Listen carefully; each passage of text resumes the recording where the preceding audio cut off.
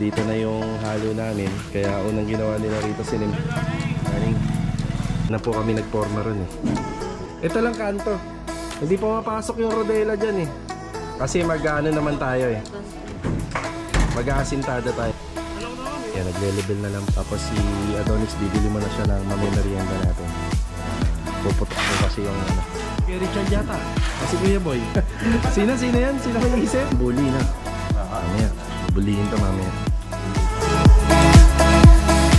Pa naman po dito nagtatapos ito. Patapos na po yung nagbubuli natin.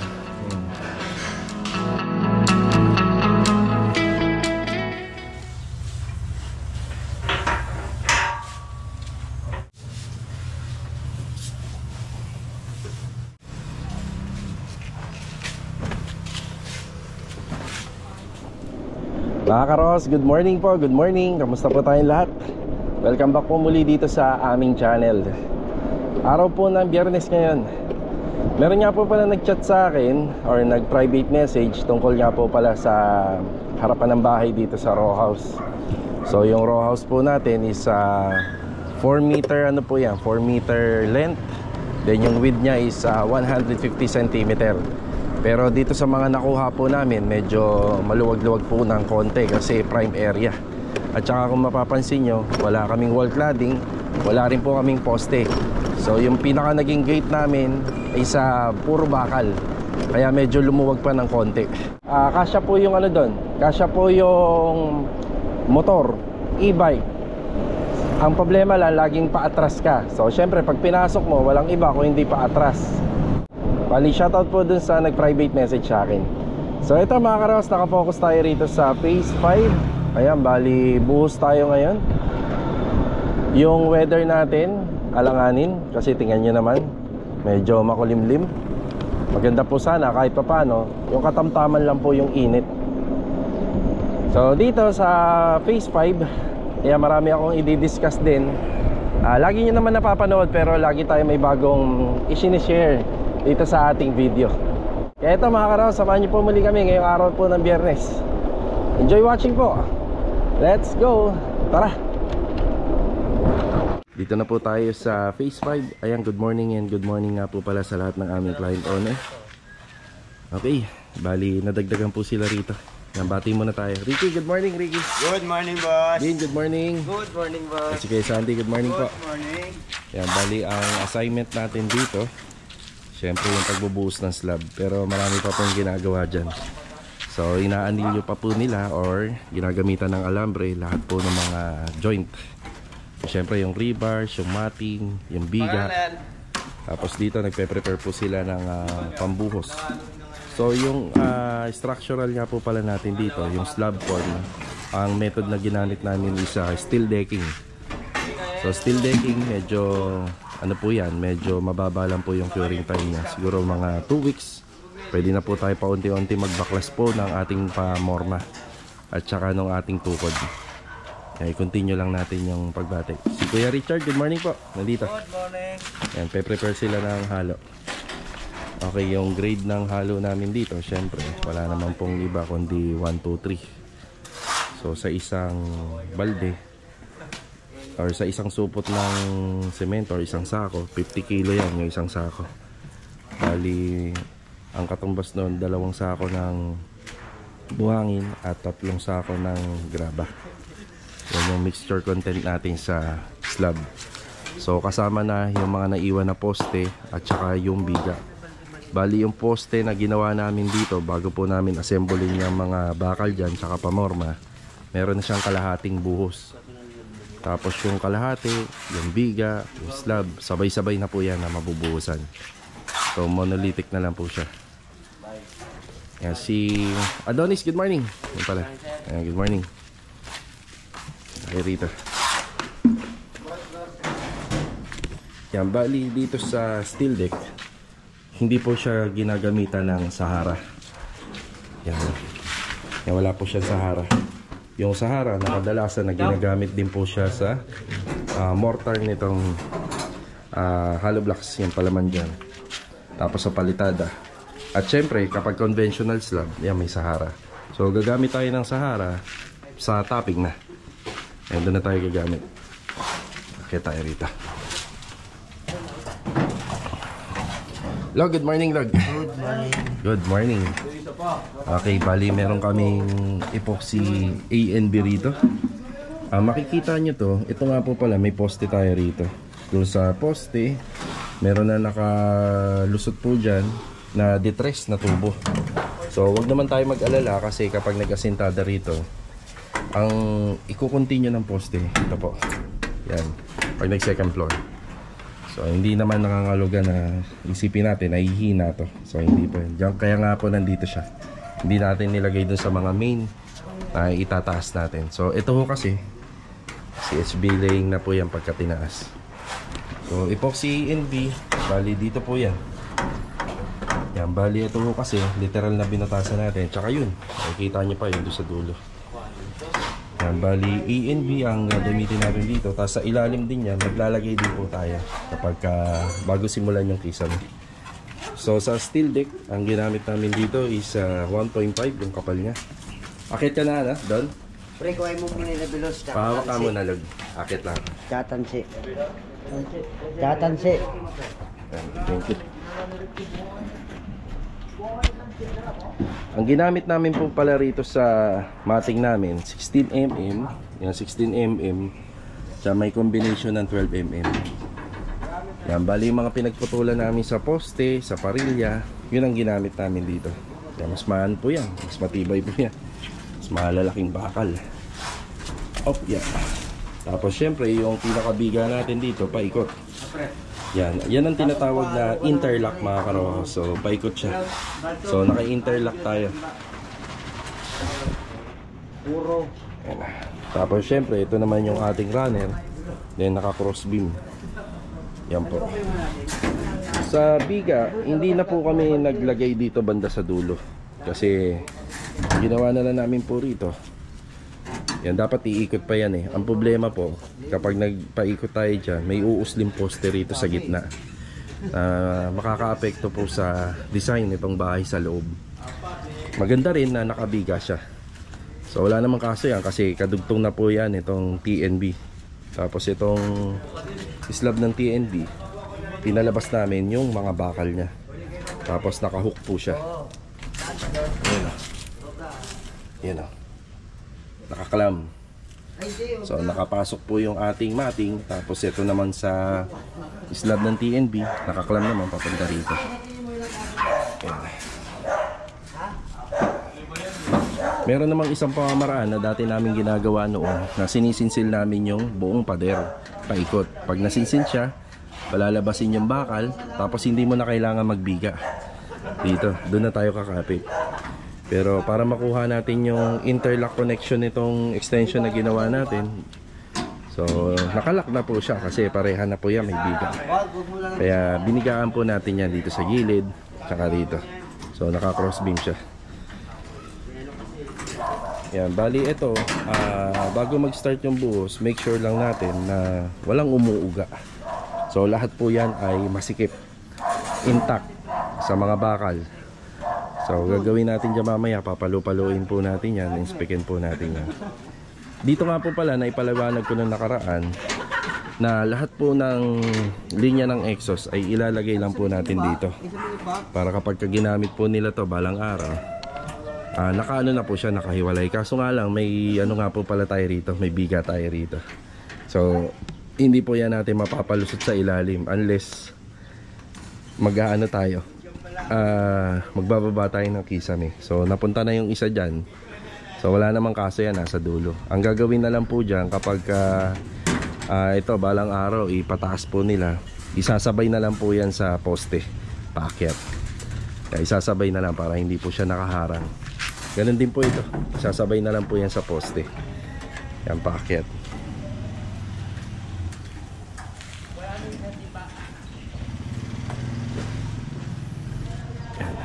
Ito yung ginagawa ni Bilog.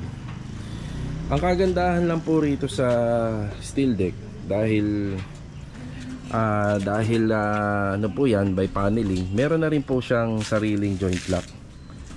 May sarili siyang joint lock. Hindi kagaya po kapag conventional, kapag naglagay ka po ng pinulik board, yung dugtungan nung kailangan masilyahin mo kagaya ng ginagawa ni Bilog na ganyan. Kailangan mong masilyahin para wala pong tatagos na halo. So ito, basta maganda ang pagkakagawa nitong ating mga sidings. Wala nang tatagos na halo dyan, lalo na rito kasi may joint lock po yan eh. Tapos dito sa steel deck hindi mo kailangan ng maraming matting, yung top bottom at saka yung bottom, top to bottom bar. So isang ano lang, isang matting lang, single matting lang, okay na. Tsaka syempre nakakadagdag din po to ng tibay dahil nakapatong po kasi ito sa ano eh, sa biga. Yan, nakapatong siya ng 5 cm. So dyan pa lang po matibay na, kaya hindi mo na kailangan ng maraming panukod, no, yung sasalo sa ilalim. So after po ito mabuhusan, kinabukasan pwede na po na yung magpasingaw. Pwede na nating tanggalin yung sidings para sumingaw. Pero yung mga panukod sa baba, after 1 week pwede lang tayo magtanggal ng mga konting bracing. After 2 weeks naman pwede na po nating tanggalin lahat ng tukod. Ano bang weather forecast natin ngayon, Kuya Boy? Good ba? Good? Good or bad? Good.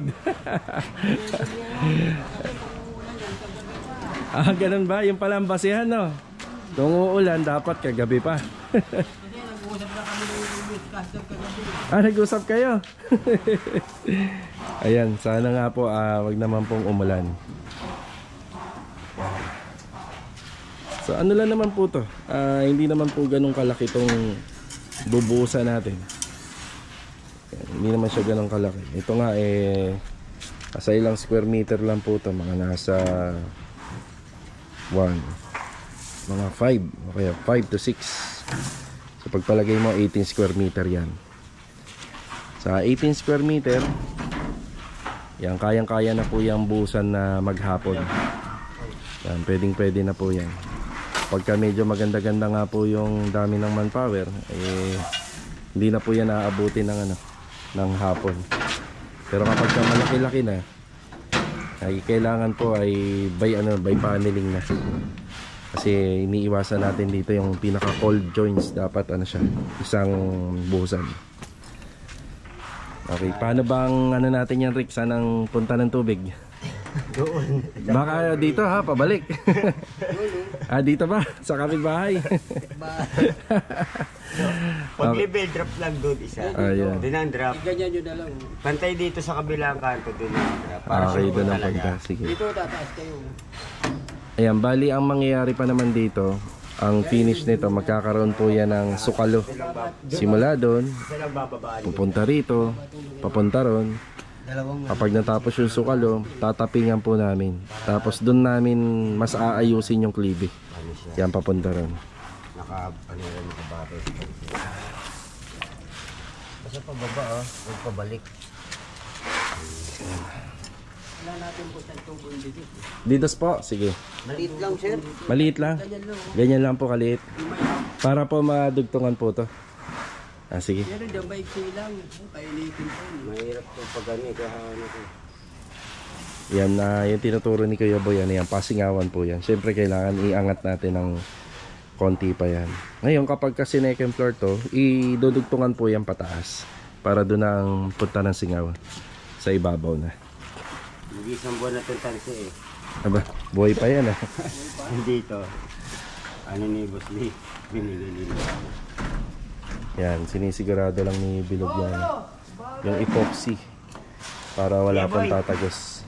Ikot. Yan, kapag nagkaroon na ng kisam ito, magkaroon na siya ng mga exhaust fan, dyan na po lalabas yung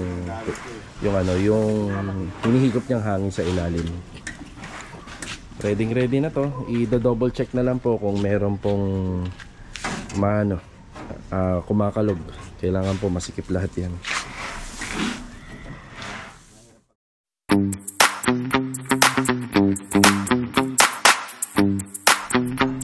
Okay na sila rito. Yan, na-inspect naman natin. Halos okay na. Yan, meron lang po doon na isa. Ilang naman. Tapos dodoble na lang po ni Kuya Boy yung iba pa. Yung pagdating naman dito, hindi naman natin kailangan magtipid ng alambre. Mas maganda nga yan, naka-intact lahat. Yan, doble. Yan ang pinakamaganda. Para pagka binuhusan na po yan, wala na pong galawan. Kasi intact po siya. Ayos na po ito. Wala na po tayong nakalimutan dito. Siya nga po pala sa magtatanong, yung linya po pala ng, ng electrical nito, kinukuha na po namin sa may kisame. So hindi na po namin to bubutasan pa. Pagka sinecond floor din po to, dito na kami kukuha ng linya. Yan dito po. May mga outlet na po yan. Tapos dito. May mga nakaabang na rin po yan. Kaya dito sa slab, makikita nyo, wala po kayong makikitang junction. Yan. Kaya ayos na. Pwede na po magbuhos. Yan, prepare na po sila dyan. Yan.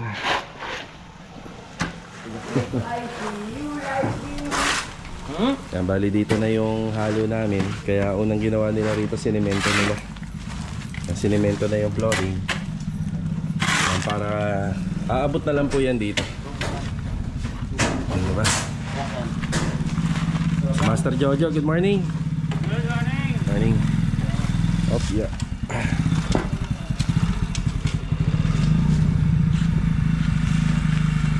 Huwag kang uulan. Yun lang. 16mm. Sobrang tibay na, ano? 16mm ba naman yung nilagay namin?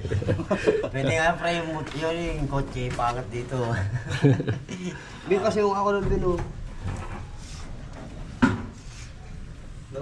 Mas maraming ano yan. Nagle-level na lang po kami rito. May konting adjustment lang kasi yung slab dun sa dulo mababa. Hindi na po kami nagporma ron eh. Di bali magkakaroon naman ng sukal ito paikot. Doon na kami babawi ng klibe. Doon naman tayo magbaba ng singib. Patuloy na ito eh. Nagkakaproblema tayo dyan eh sa tuloy. Ito. Hindi na bubuli na maayos. Ito, yan oh. Ayaw mga baba. Dapat yan sa putol na yan. Hanggat maluwag-luwag pa. Ito lang kanto.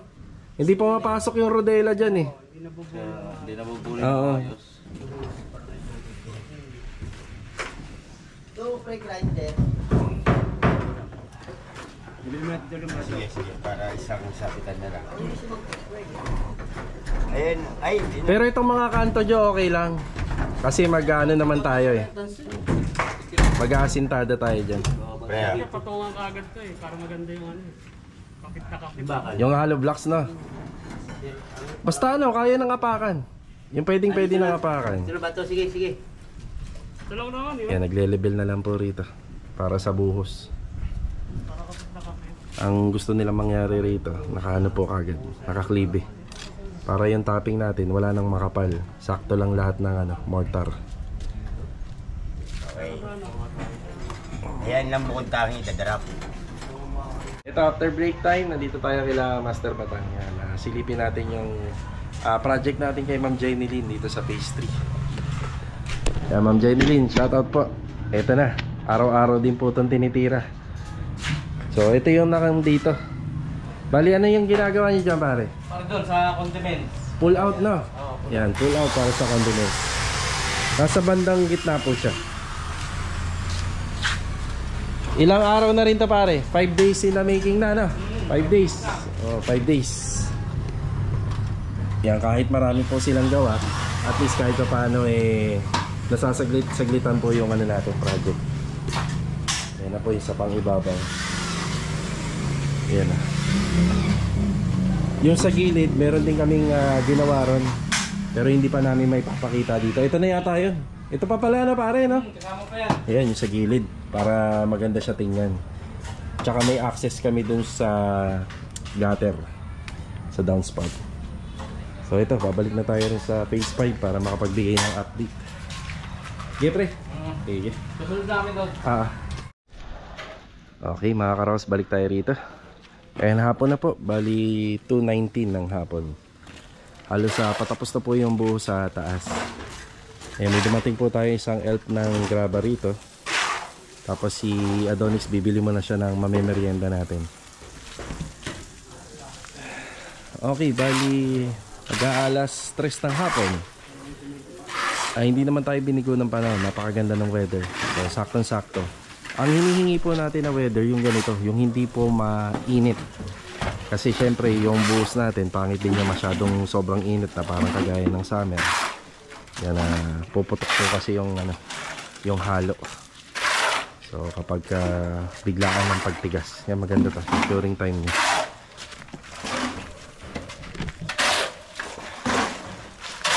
Yung tulong ng mixing area, shoutout sa nakaisip. Sino ba nakaisip nito? Sa inyong dalawa. Yung dalawa yan, si Kuya Richard yata. O si Kuya Boy. Nakaisip nito na dito. Naisip po nila na flooringan to para dito maghalo, para mas madali. Kasi kung dito nga yan, iikot pa. Sino yan? Sino may isip? Kuya Richard. Ang alam lang ni Kuya Richard, sumayaw no? Si Adonis, bibili mo lang ng merienda natin. Yun, konting portion na lang yung bubusan nila rito. Yan ang maganda sa buhaw.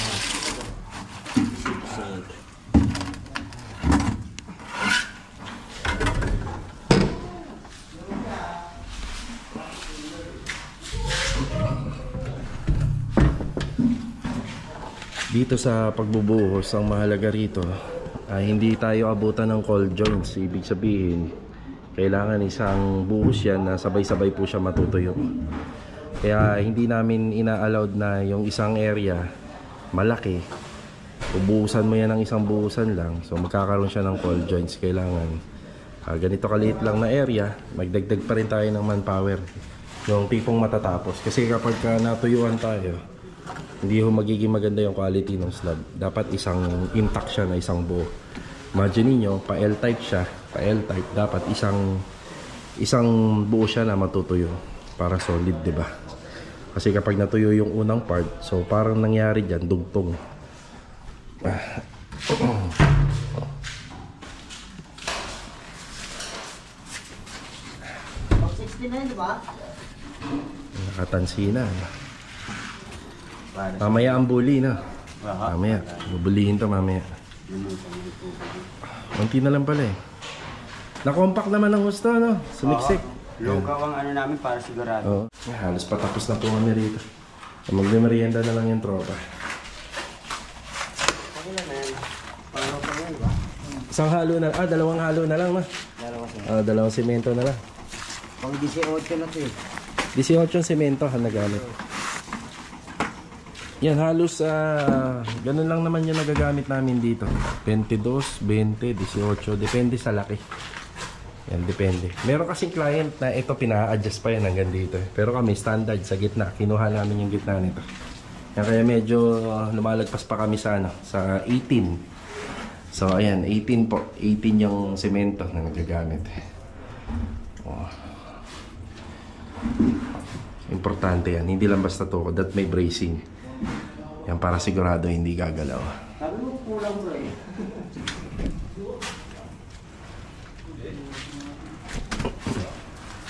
Pangapat na to. Sa baba.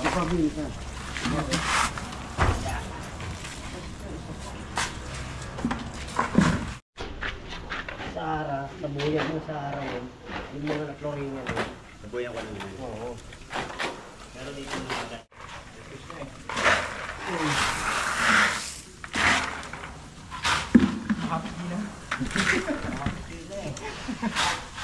Dapat daw ko sakto April boy nag-movie.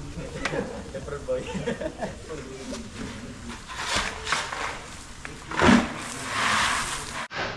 Yung mga una na nabuhusan, ang second step na ginagawa po namin dyan, sasabuyan na po ng Sahara. Yan. Yan, sasabuyan na po yan. Yun. So itong si Sahara, since yung aming pong halo po dyan, medyo basa-basa pa. Pagka natunaw po yan, yan na po yung magsisilbing waterproofing. Since hindi po kasi pwede si Sahara sa slab. Kasi yung slab namin is steel decking. So hindi siya pwede doon sa steel decking.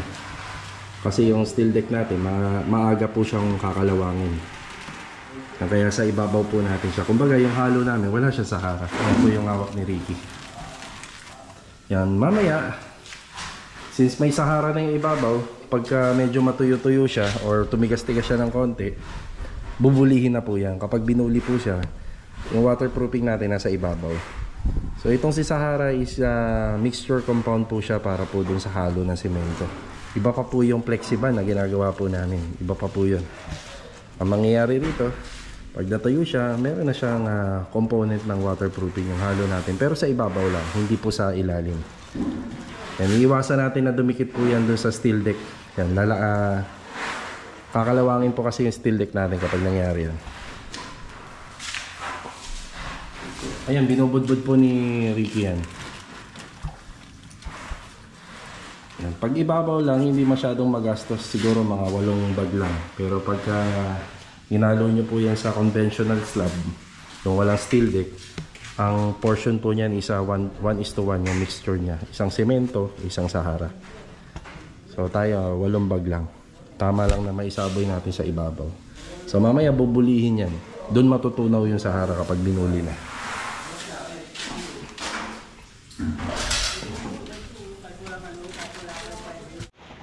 Eran, wala. Ha? Sige, hanap ka na muna dyan. Ito po ang merienda natin ngayon. Burger and soft drinks. Konti na lang naman yung portion na binubuhusan nila pero parang ayaw magpaawat. Ano, merienda muna. Konti na lang ba? Konti na lang. Hindi na nga sila magpapaawat. Konti na lang po kasi sayang yung momentum. Konti na lang. Konti na lang yung bubuhusan nila. Tapos mamaya siguro mga bandang 4, bubulihin na yan. Pag medyo tumigas-tigas. Yan, maraming salamat nga pala sa weather natin ngayon. Napakaganda. Akala na natin uulan. Naka-ready naman na po yung mga trapal namin. Tapos yung mga ibang plywood naka-ready na sa sakali.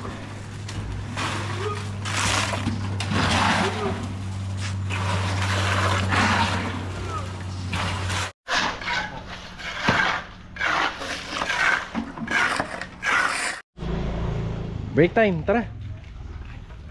Break time, break time. Break time. Na, oh.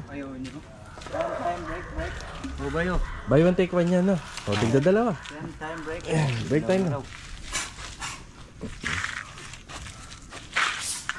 Tara. Dalawa. Oo.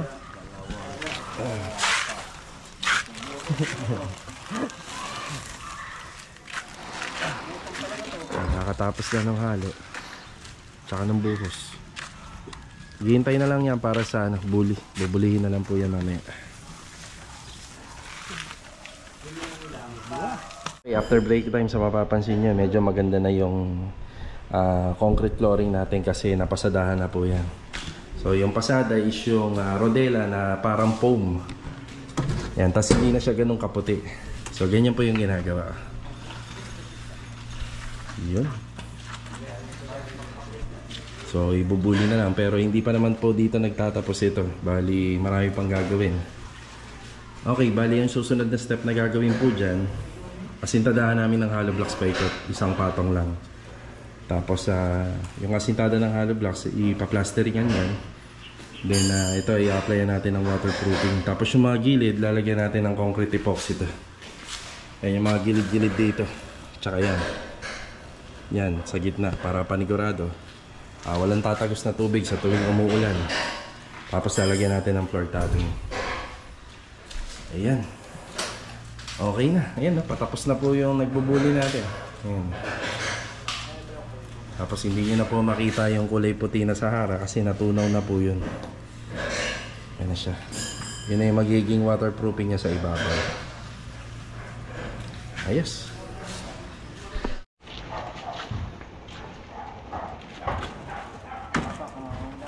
Backup tayo ng trapal. Itong pahapon bigla nag-aambon, no? Hindi tumitigil.